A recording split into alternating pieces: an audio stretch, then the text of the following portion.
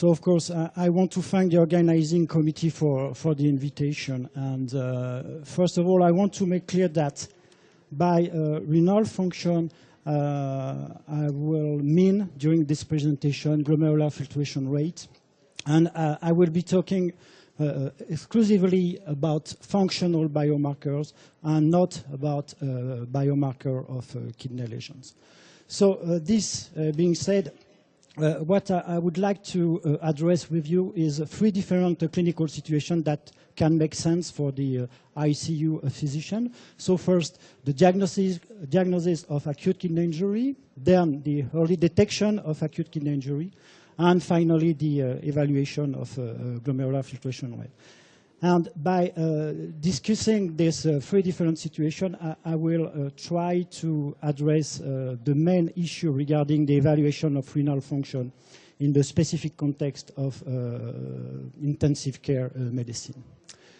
So before starting, just let me remind you some generalities regarding the equation, the different equations to evaluate glomerular filtration rate. So at the very beginning was the Cockcroft and Go formula, and as you know, this formula is a direct estimator of urinary creatinine clearance, which in turn is an estimator of GFR, meaning that creatinine clearance at best is just a proxy for the evaluation of glomerular filtration rate. And actually there are a lot of data in the literature suggesting that the Cockcroft and Go formula is not accurate at all for GFR evaluation.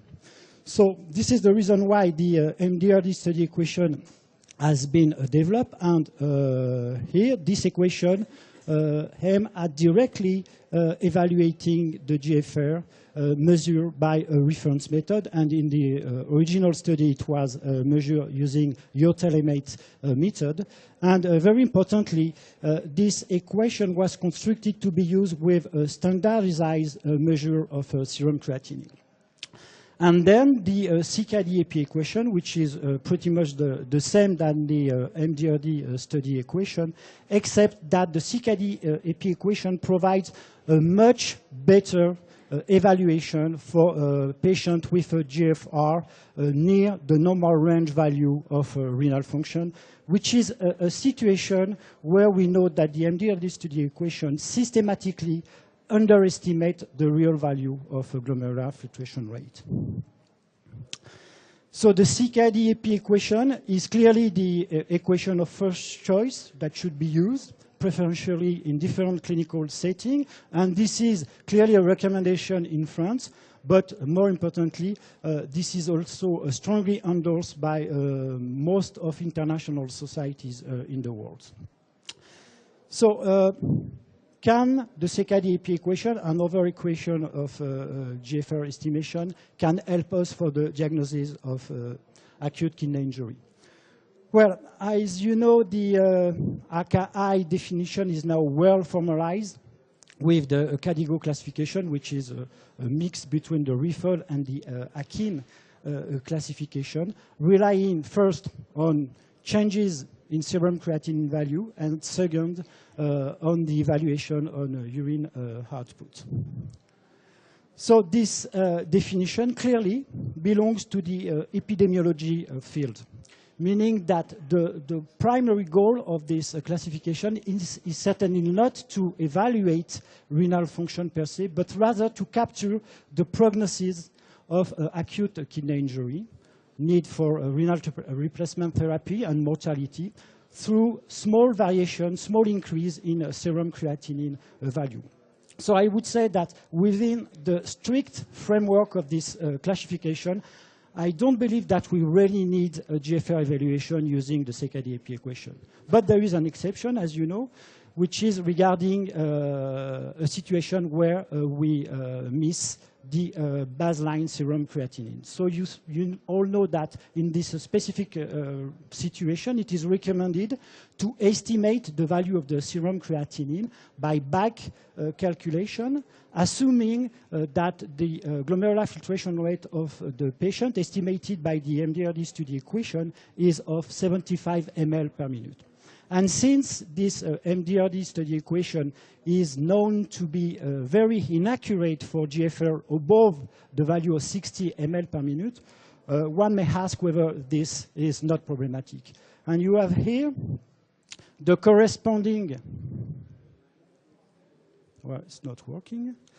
So you are here on the right, the corresponding serum creatinine value that would have been given by using the CKD-AP equation. And as you can see, there are some very moderate difference between the CKD-AP equation and the MDRD study equation. But clearly, those differences are not clinically significant, especially if we keep in mind that for the diagnosis of acute kidney injury, we want to be able to detect a 50% increase in the serum creatinine value. And clearly, in this situation, we can certainly indifferently use the MDRD study equation and or the CKD-AP equation. So let's turn to the early detection of acute kidney injury. So here I would like to focus on two functional biomarkers, serum creatinine and serum cystatin C. So it is clear that the variation in blood concentration for those two biomarkers is mainly explained by variation by glomerular filtration rate.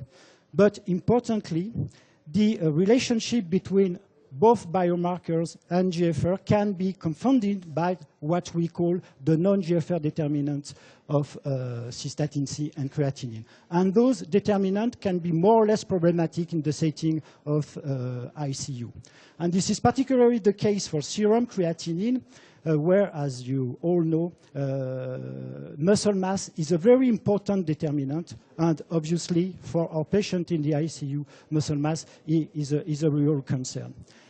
As for cystatin C, while there are some non-GFR determinants that can make sense and could be a little bit concerning for the ICU patients, such as inflammation, it's important to note that muscle mass is quite independent to the variation of cystatin C. And this aspect certainly makes cystatin C a very potential interesting marker of glomerular filtration rate for patients in the ICU. So cystatin C is a cysteine protease inhibitor produced by all nuclear cells, which is encoded by housekeeping gene, meaning that the rate of production is very stable. Is freely filtered by the glomerulus, entirely reabsorbed and catabolized by the proximal tubule. And very important, and similar to what has been done for the serum creatinine, we do have now a reference material that can serve to standardize the measurement of serum cystatin C. So what is the relation between cystatin C and glomerular filtration rate in the specific setting of ICU as compared to serum creatinine? So we try to address this question by realizing a direct measurement of GFR in a group of roughly 50% critical ill patients using the urinary plasma of UXL. And while in the second plot, while you can see that the relationship between cystatin C and UXL is far from the perfection, however, as compared to serum creatinine, the correlation between cystatin C and true GFR was very improved and was significantly better for cystatin C, suggesting that in the setting of ICU, cystatin C could be a better GFR biomarker than serum creatinine. Importantly, serum cystatin C is an earlier marker for AKI detection, and this was nicely demonstrated in this paper, where the author found that for AKI detection, based on a 50% increase in the biomarkers, we are able to detect the occurrence of AKI 2 days earlier by using cystatin C as compared to serum creatinine. Can we do a better job in terms of AKI detection using serum creatinine?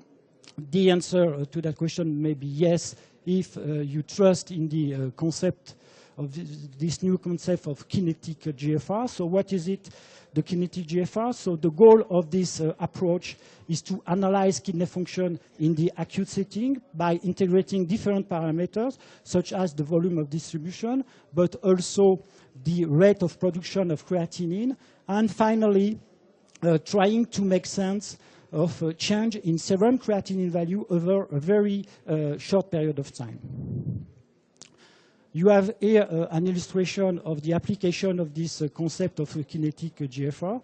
And what you can see here is that at the very beginning, over the first 24 hours of the admission of the patient in the ICU, just by analyzing two different values of serum creatinine, the kinetic equation can anticipate the value of the GFR that will be reached 4 or 5 days after using a conventional equation to estimate the glomerular filtration rate. So now let's move to the evaluation of glomerular filtration rate. And I think that similar to many other clinical situations, in the context of the ICU, we want to evaluate glomerular filtration rate primarily for drug dosage adjustment.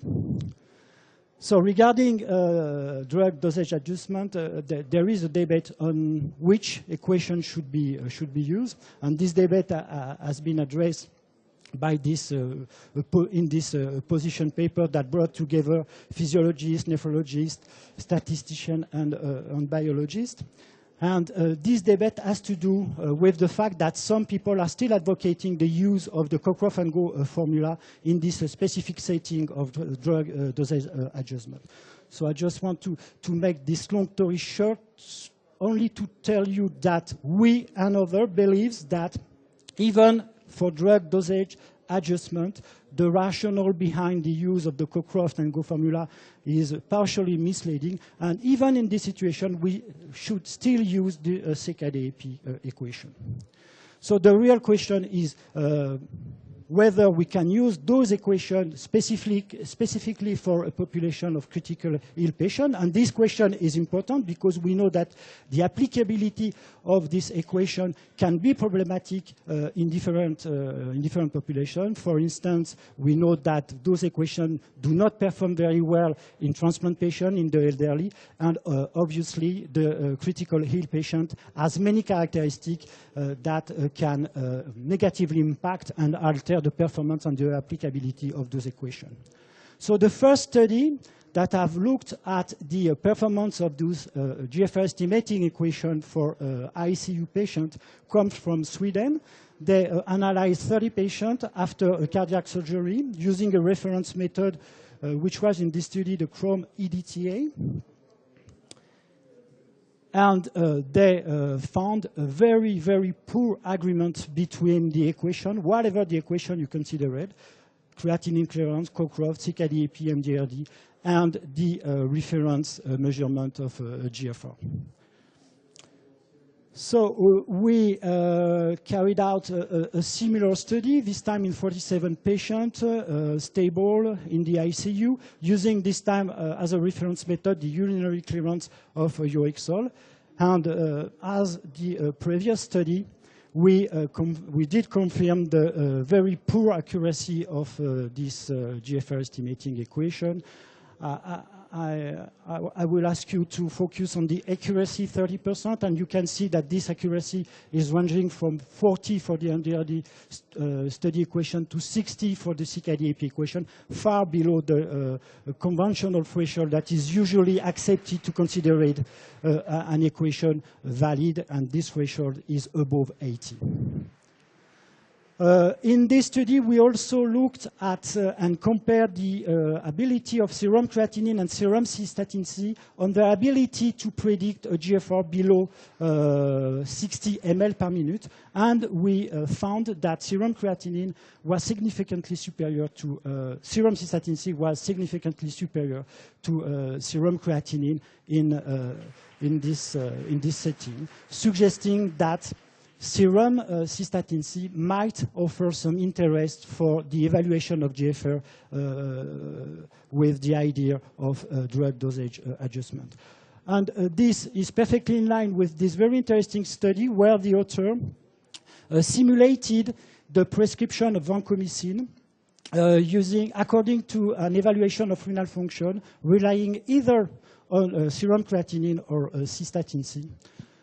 I'd like to try to make a very important point to conclude this talk, because as you have seen, I'm making the point that cystatin C could be useful in this specific setting of the ICU. And I believe that in the same way, clinical implementation of reference method has to be also considered. And I was about to quote a very interesting paper that has been presented yesterday by the team of Tours, showing that plasma clearance of UXL is acceptable and totally valid in the setting of intensive care medicine, and that doing this UXL clearance at the admission of the patient in the ICU is capable to better predict the occurrence of subsequent acute kidney injury as compared to an evaluation